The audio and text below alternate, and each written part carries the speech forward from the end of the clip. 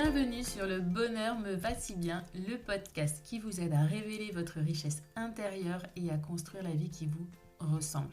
Je m'appelle Audrey et je suis coach de vie. Sur ce podcast, je vous livre tous les 15 jours des conseils, des outils et méthodes concrètes pour comprendre vos émotions, mettre en lumière vos qualités, oser être vous. Ma mission, c'est de vous guider, de vous aider à mieux vous connaître, à vous approprier votre vie pour être plus sereine, épanouie et trouver votre cohérence. Ici, on parle donc de confiance en soi, de lâcher prise, de pensée positive, bref. En résumé, je vous aide à révéler la jolie pépite qui est cachée en vous. Alors, préparez-vous à reprendre votre vie en main. Bonjour et bienvenue à ce 18e épisode du podcast Le Bonheur me va si bien. Aujourd'hui, je sais que je vais aborder un sujet qui va vous intéresser. On va voir ensemble comment apprendre à dire non librement. Un plan d'action en 5 étapes pour reprendre en fait le pouvoir sur votre vie et vous affirmer. Vous avez été très nombreuses à me le demander. Vous avez le sentiment d'être presque noyé par les demandes extérieures auxquelles vous n'arrivez pas à dire non, même si c'est à votre propre détriment. Vous allez dire oui, même si vous aviez prévu d'aller boire un café en terrasse avec les copines, si vous aviez prévu d'aller faire vos courses pour la semaine, si vous avez un ami, si vous avez votre enfant qui vous demande un service ou quelque chose, vous allez dire oui. Vous allez regretter, vous allez ronchonner, mais vous avez dit oui. Alors oui, vous aimeriez apprendre à dire non librement pour que cela cesse et sans culpabiliser. Parfois, vous avez l'impression vraiment d'être au service de tout le monde, mais qu'au final, personne ne se préoccupe de savoir si cela est OK pour vous. Et si vous essayez simplement de refuser ? Je sais que ce n'est pas une démarche évidente, et nous sommes bien d'accord là-dessus, surtout que votre culpabilité n'est jamais très loin. De plus, vous ne savez pas comment faire, vous me l'avez dit et redit, comment faire pour dire non, comment faire pour m'affirmer sans culpabiliser. Et cette croyance limitante, car oui, ça en est une, elle est tellement ancrée en vous que vous vous sentez souvent prise au dépourvu. Vous en perdez même parfois vos moyens et vous n'arrivez donc pas à dire non. Pourtant, et je vous le dis souvent, apprendre à dire non, ça a bien des avantages et c'est un grand pas, très grand pas en avant dans votre démarche de développement personnel. Alors, est-ce que vous êtes prête à essayer ? Si oui, je vous invite à écouter les 5 étapes qui arrivent. Étape 1, apprendre à se dire non à soi. Oui, vous avez bien entendu, car il est clairement difficile d'apprendre à dire non sans culpabiliser. Alors, refuser d'aider quelqu'un qui vous le demande est vraiment compliqué. Vous vous dites qu'après tout, ça ne vous coûte rien. Mais en fait, vous trouvez un tas d'excuses pour ne pas avoir à dire non. Pourtant, comme je le répète souvent, il est essentiel de s'écouter pour se sentir bien. Vous devez vous respecter. Refuser votre aide réveille en vous tout un tas de sentiments pas forcément très positifs. Sur la première marche du podium se trouve, très fière d'elle, la culpabilité. Pourtant, vous n'êtes pas la seule personne sur cette terre à qui votre voisine peut demander un coup de main pour déménager. Elle a sûrement de la famille ou la solution d'embaucher des professionnels, etc. Une autre émotion bien sournoise également, celle du sauveur, le sauveur de l'humanité. Et c'est très gratifiant de porter, entre guillemets, secours à quelqu'un en difficulté. Même si c'est juste pour aller chercher un colis à la poste alors que vous êtes plongé dans vos papiers administratifs. Troisième, il y a bien sûr et bien évidemment la peur du regard des autres. Ne vont-ils pas vous détester ? Ou votre chère voisine va-t-elle vous bannir de sa vie parce que vous avez refusé de participer à sa 8e réunion de boîte en plastique de l'année. Et est-ce que ça serait d'ailleurs si terrible que ça ? Et enfin, au bas du podium, il y a également la lassitude ou encore la peur du conflit. Vous Ne refusez pas votre collaboration car vous ne voulez pas discuter de votre refus et en subir les conséquences. Donc, vous vous taisez par facilité pour temporiser ou encore pour vous simplifier la vie. Or, ne pensez-vous pas que toutes ces petites situations anodines aspirent votre oxygène et votre énergie ? Vous devez vous écouter vous en priorité. Et pour cela, il faut apprendre à dire non librement. Et ce n'est pas une attitude égoïste. Souvenez-vous, dans un avion, si jamais il y a une dépressurisation, vous devez mettre le masque d'abord sur votre visage pour ensuite venir en aide aux autres, même pour vos propres enfants. Vous devez donc savoir vous dire non à vous-même. Non, vous n'irez pas à cette soirée où les gens vous ennuient. Non. Non, vous n'aiderez pas votre fils à ranger pour la 100e fois sa collection de cubes de construction. Non. Alors, petite idée de mantra à vous répéter pour vous aider. Vous êtes prête à noter ? Alors, le mantra, c'est « Je pense à moi pour pouvoir penser aux autres ». Je répète, je pense à moi pour pouvoir penser aux autres. Et un petit exercice lié à cette première étape, c'est lors de la prochaine situation de ce type, celle où vous n'arrivez pas à dire non, identifiez votre envie de dire non. Prenez-en conscience. Posez-vous des questions comme « Est-ce que j'en ai envie ? Est-ce que c'est bénéfique pour moi ?» Et ainsi de suite. Répétez alors en votre fort intérieur votre petit mantra. Je pense à moi pour pouvoir penser aux autres et voyez ce que vous ressentez. Écoutez-vous. Si vous êtes vraiment incapable de refuser, rendez le service. Au moins, vous aurez identifié le malaise, l'émotion et le ressenti. Et ce n'est pas grave, soyez indulgente et bienveillante envers vous-même. Vous ferez un petit peu mieux, un pas de plus la prochaine fois. Passons à l'étape 2. Laissez de côté votre envie de sauver le monde, votre peur de ne plus être aimé ou tout autre sentiment que vous ressentez à l'idée de dire non. Il est compliqué d'apprendre à dire non librement pour quelqu'un dont ce n'est pas la nature. Je suis très bien placée pour le savoir. Mais sans tenir compte de toutes ces émotions contradictoires. Savez-vous réellement comment vous refuseriez de rendre ce service ? Que diriez-vous et surtout comment le diriez-vous ? Entraînez-vous à dire non. Même si vous ne formulez pas à haute voix votre refus, c'est déjà un grand pas. La première fois où vous vous retrouverez dans la situation de refuser votre aide, vous vous ferez violence pour le formuler. Alors, vos propos et votre ton risquent d'être plus virulents que vous ne le voudriez. C'est OK. Attention toutefois, l'agressivité n'est pas la solution pour s'affirmer. Elle ne fait que trahir en fait votre propre mal-être. Alors, l'exercice pour cette étape 2, c'est de s'entraîner. Réfléchissez à une phrase toute faite pour exprimer votre refus et répétez-la régulièrement jusqu'à ce que cela vous vienne naturellement. On s'entraîne, on fait un petit peu de théâtre pour cette étape 2.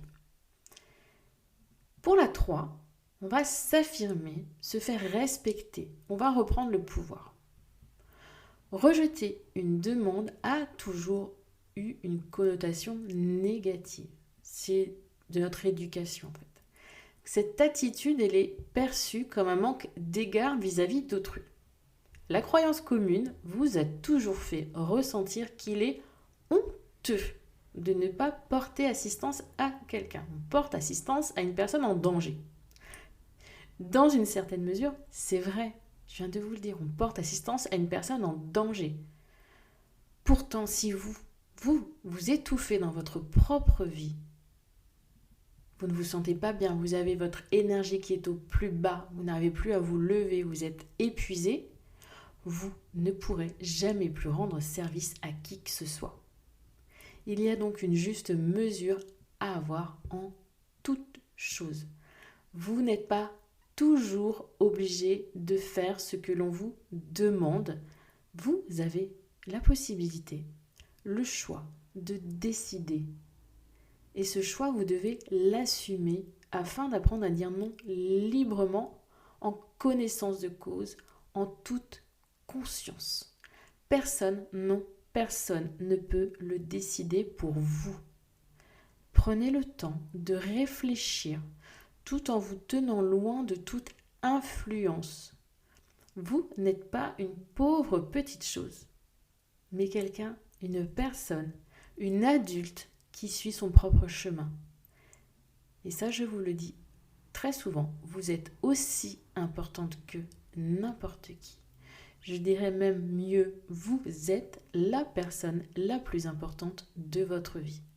Alors reprenez votre pouvoir et affirmez-vous.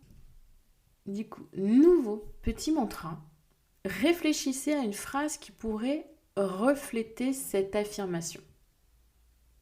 L'affirmation, c'est reprenez votre pouvoir et affirmez-vous. Trouvez votre propre mantra par rapport à ça. Un exemple, ce serait « Je suis aussi importante qu'une autre, je m'affirme ». Ou alors « Je dis non pour mon bien ». Et répétez-vous régulièrement cette affirmation positive. Et n'étant toujours pas très à l'aise avec l'idée de dire non, ce que je peux tout à fait comprendre, je vous propose de vous affirmer d'une autre manière en imposant votre volonté.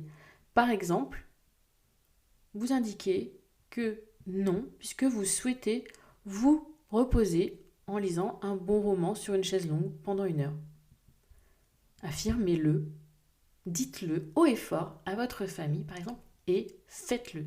Votre enfant vient de vous demander pour la 1e fois de sortir ses affaires, de lui repasser sa chemise, de l'aider sur ses devoirs. Non. Je prends 1 demi-heure pour moi. Je vais lire sur la chaise longue, sur le canapé. J'ai besoin de ces 30 minutes pour recharger mon énergie. Dans 30 minutes, on fait le point ensemble. Tu me dis si tu as toujours besoin de mon aide. En attendant, merci de me laisser tranquille. Et vous y allez. C'est souvent plus facile de commencer dans un cocon, dans sa propre famille, où on se sent parfois un peu plus quand même en sécurité que de le faire sur son lieu de travail ou vis-à-vis de l'extérieur. Donc, on tente de dire non, d'imposer ses propres choix et de faire comprendre qu'on a besoin d'un espace pour soi. 4e étape, sachez que c'est aussi une façon d'aider les autres à avancer. Depuis toujours, comme je vous l'ai déjà dit, vous avez été éduqué dans l'idée que refuser de rendre un service était mal vu. Que c'était en quelque sorte une forme d'égoïsme. Pourtant, à force de toujours concéder aux autres, de toujours leur apporter votre aide, leur donner un service, est-ce que vous pensez que vous les aidez réellement ? Ainsi, par exemple, si votre fille rate tous les matins son bus, sachant que vous pourrez vous l'emmener en cours, est-ce que votre attitude l'aide à grandir ? Apprendre à dire non librement peut vous rendre votre liberté, mais également permettre à l'autre d'avancer, de grandir ou de régler seul son problème. Il prend alors conscience qu'il en est capable, qu'il peut se débrouiller seul. D'une certaine façon, vous l'aidez à prendre confiance en lui. Donc oui, posez des limites pour les services que vous acceptez de donner, qui n'entravent pas vos propres objectifs. Cela aide les autres à prendre conscience et confiance dans leur capacité de faire par leurs propres moyens. C'est quand même très déculpabilisant de voir le dire non sous cet aspect et sous cet angle. Vous ne croyez pas ? Le petit exercice qui est associé à cette étape, c'est lors de toute demande, ne répondez pas à chaud. Posez-vous un instant et prenez le temps de réfléchir. Avant d'accepter d'assister quelqu'un, observez la situation d'un œil un peu plus critique. Prenez un peu de recul en évaluant où sont vos limites par rapport à cette demande. Et essayez de déterminer si vous aidez réellement cette personne en acceptant sa demande. Cette démarche vous permet de prendre le recul, aussi bien pour vous que pour elle, de peser le pour et le contre et de vous déculpabiliser. 5e point, la formulation. Justifications et fausses excuses sont souvent au rendez-vous. Ça y est, vous avez pris le temps de réfléchir, vous avez mis un mouchoir sur vos sentiments et vous êtes prête enfin à dire non. Même s'il est parfaitement inutile de justifier votre refus, vous devez tout de même y mettre les formes en quelque sorte. La manière de refuser une demande révèle votre sincérité et la rend plus crédible. Ne vous étalez pas sur les raisons diverses et variées de ce choix. Vous n'avez rien fait de mal, vous ne faites rien de mal. Vous n'êtes pas en tort. Pour apprendre à dire non librement, vous devez affirmer et éviter de tomber dans les travers suivants. Ne vous cherchez pas d'excuses et encore moins de fausses excuses, car vous risquez de compliquer la situation. Votre interlocuteur, va alors douter de votre bonne foi et vous risquez de créer un malaise qui n'a absolument pas lieu d'être. De même, en vous justifiant, vous lui donnez les arguments pour vous faire changer d'avis. Alors, abstenez-vous. Ne tendez pas le bâton pour vous faire battre. Puis soyez bienveillante et assertive, c'est-à-dire que vous allez exprimer vos pensées de façon respectueuse, tout en restant ouverte aux propos de l'autre. On utilise en quelque sorte la communication non violente dite CNV. On exprime son ressenti, son besoin, mais on ne se ferme pas à l'autre. On n'utilise pas le tu qui tue, par exemple, et on garde un ton neutre, pas d'agressivité. Enfin, si la situation et l'envie s'y prêtent, vous pouvez proposer une alternative. Donc, on ne se justifie pas, on ne trouve pas de fausses excuses, on dit les choses posément et calmement, et éventuellement, on propose une alternative. Tenez bon, surtout, ne revenez pas sur vos paroles afin de garder votre crédibilité et votre confiance. Vous seriez en fait en contradiction avec vous-même, en décalage. Et pire encore, cela ouvrirait la porte à des négociations, ce que vous ne voulez surtout pas. Apprendre à dire non sans culpabiliser est difficile. D'accord ? Avec ce podcast, vous avez des éléments pour faire le premier pas. Si votre décision est prise, lorsque vous allez dire non, assumez. Vous avez fait le bon choix. Pensez à votre bien-être qui est primordial, puis pourquoi pas à l'aide que vous apportez à l'autre en lui disant non. Dernier exercice pour ces 5 clés. Au cours de votre journée, vous n'avez pas osé refuser votre aide, par exemple. Revenez alors sur ce moment et réfléchissez à la manière dont vous auriez dû formuler votre refus. Vous notez, vous pouvez écrire dans votre bullet journal ou dans un carnet la situation, la décrire de la manière la plus neutre possible. Vous pouvez écrire votre réaction, ce que vous avez dit, et en dessous, poser, écrire comment vous auriez aimé répondre. Trouvez les mots les plus justes. Et ainsi, la prochaine fois que vous devrez dire non à une demande, vous serez moins prise de court. Vous serez prête et non plus sur la défensive. Petit conseil, un propos difficile à dire sera mieux reçu s'il est exprimé d'une façon claire et bienveillante. Petit exemple, j'ai peur d'être maladroite parce que je ne voudrais pas te blesser. Cela dit, je n'aurai pas le temps aujourd'hui de garder tes triplets pour te dépanner. On dit les choses, vous en avez peur, on a une émotion, on a une peur par rapport au fait qu'on ne voudrait pas blesser une personne que l'on apprécie. Toutefois, aujourd'hui, je n'ai vraiment pas le temps. Et on a exprimé son refus d'une manière bienveillante, en se respectant, en respectant ses émotions et en respectant l'autre. Je vous l'ai dit au tout début, votre difficulté à dire non aux autres, c'est aussi la marque d'une croyance limitante. Donc pour celles qui ne connaissent pas bien ce terme ou qui ont envie de travailler sur leurs croyances limitantes, je vous invite à réécouter mon épisode à ce sujet. Je vous indique le numéro et le titre dans le descriptif de cet épisode. Et ce qui est aussi important, c'est qu'en suivant les conseils que je viens de vous donner pour apprendre à dire non sans culpabiliser, et en faisant les exercices, vous allez commencer doucement à déconstruire ce mécanisme de pensée négative, de schéma négatif qui vous empêche d'avancer. Donc vous allez progressivement prendre conscience de vos pensées et surtout apprendre à les identifier, à les transformer d'une manière positive. Vous subirez donc de moins en moins de pression face à ces demandes que vous croyez être des obligations.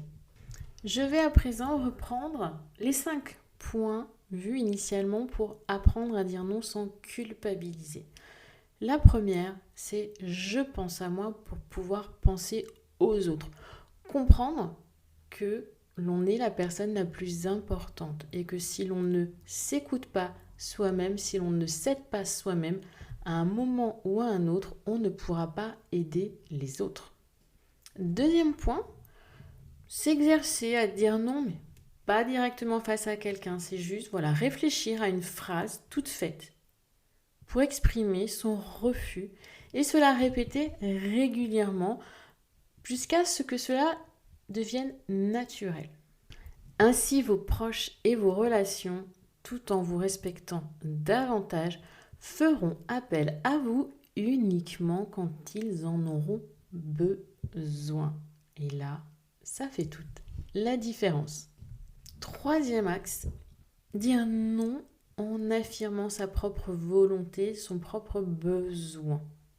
Oui, vous avez besoin là de vous ressourcer pendant 30 minutes en lisant un livre. Vous en informez vos proches. Non, je ne suis plus disponible pour vous pendant les 30 prochaines minutes. Et pour cela, je vous invite à créer un petit mantra, comme par exemple « Je suis aussi importante qu'une autre et je m'affirme ». Quatrième axe de travail, ne pas répondre à chaud. Lorsqu'on vous demande un service, prenez le temps de réfléchir. Posez-vous un instant. Juste vous vous posez, on prend du recul avec un œil critique et on se demande si on aide réellement son interlocuteur et quel est, nous, notre propre besoin. Prenez ce temps de réflexion avant de formuler votre réponse. Et justement, dans la formulation, en 5e axe, on a vu ne pas se chercher de fausses excuses, ne pas se justifier et tendre le bâton pour se faire battre, être bienveillante dans sa réponse et éventuellement proposer une alternative. On dit son émotion, on formule ce que l'on ressent et éventuellement, si on en ressent le besoin, on formule une option, une alternative pour notre interlocuteur. Ce 18e épisode touche donc à sa fin, mais avant cela, je vais vraiment vous rappeler que pour votre sérénité d'esprit et pour celle des autres, apprendre à dire non librement est essentiel, voire vraiment vital. Vos nombreuses peurs de décevoir les autres, de déplaire, de ne pas être à la hauteur, du conflit, etc. ne sont que des barrières que vous dressez devant vous. Elles n'existent au final que pour vous. À force d'accepter les demandes qui vont à l'encontre de vos valeurs, vous entravez votre propre liberté, vos propres libertés, la liberté de décision ou d'expression. Cette quête, en fait, perpétuelle d'appréciation est le reflet d'une dépendance affective qui vous empêche d'avancer vers vos propres objectifs, vers votre bien-être. Vos relations profitent parfois de vous et vous vous laissez faire pour de très mauvaises raisons. Pensez un peu à vous, oui, pensez à vous et dites non pour votre bien. Il n'est pas évident, ça c'est certain, de s'affirmer du jour au lendemain. Cela va vous demander un travail de tous les instants, mais les bénéfices que vous en retirerez en valent vraiment le coup. S'affirmer, non, ce n'est pas mal, c'est se faire respecter. Il y a une nuance là-dedans. C'est vraiment être respecté des autres et les respecter dans votre décision, dans la manière dont vous leur parlez. Allez-y donc, un pas après l'autre et commencez par un petit non pour que plus tard vos oui soient des vrais oui et vos non de vrais non. Savoir dire oui, c'est aussi important, mais un vrai oui. Et voici un dernier mantra pour vous aider dans vos décisions. Il est de Paulo Coelho. C'en est un que j'aime beaucoup. Avant de dire oui à quelqu'un, assurez-vous de ne pas vous dire non. Et cette phrase, en fait, elle résume la totalité de cet épisode. Je vous la répète. Avant de dire oui à quelqu'un, assurez-vous de ne pas vous dire non. Et petit cadeau pour vous aider dans la formulation de certaines affirmations positives, de vos propres mantras, comme je vous l'invite à faire dans certains exercices, vous trouverez dans le descriptif de cet épisode 20 affirmations pour vous aider à prendre confiance en vous. Je vous remercie de m'avoir écouté jusque-là et j'espère que cet épisode va vous permettre de comprendre la réelle importance du non et du vrai oui et de quelles sont les étapes pour y parvenir. N'oubliez pas de travailler en amont sur vos croyances limitantes et également sur la connaissance de soi. Mieux vous connaître vous aidera à comprendre en quoi dire oui ne vous est absolument pas bénéfique. Bref, je m'arrête là parce que vous l'avez compris, je pourrais encore en parler très très très longtemps. Donc je vous souhaite une belle soirée, une belle journée, un bon week-end et je vous dis à très bientôt.